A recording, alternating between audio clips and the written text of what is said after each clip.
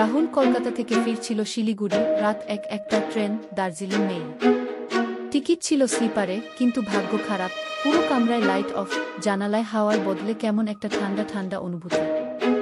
রাহুলের ঠিক উল্টো দিকের বার্থ ফাঁকা ছিল।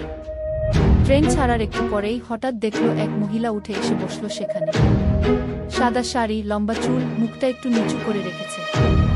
রাহুল ভাবল, রাতের বেলা মহিলা একা ট্রেনে উঠেছে, কিছু বলবো নাকি, তাও ভদ্রতার খাতিরে বলল, আপনি একা যাচ্ছেন? মহিলা ধীরে মাথা নেড়ে হ্যাঁ বললেন। এরপর 5 মিনিট কেউ কিছু বলছে না। হঠাৎই মহিলা বললেন, আপনি জানেন আমি এই ট্রেনেই ফিরে আসি প্রতি বছর, ঠিক এই রাতেই। রাহুল একটু অবাক, মানে?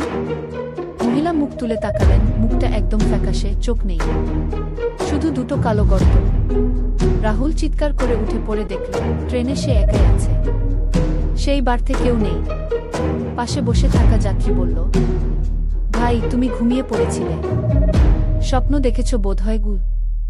কিন্তু রাহুল জানে ওটা স্বপ্ন ছিল না, কারণ তার পাশে রাখা পানির বোতল, কার যেন ঠান্ডা হাতে ধরা দাগ লেগে আছে।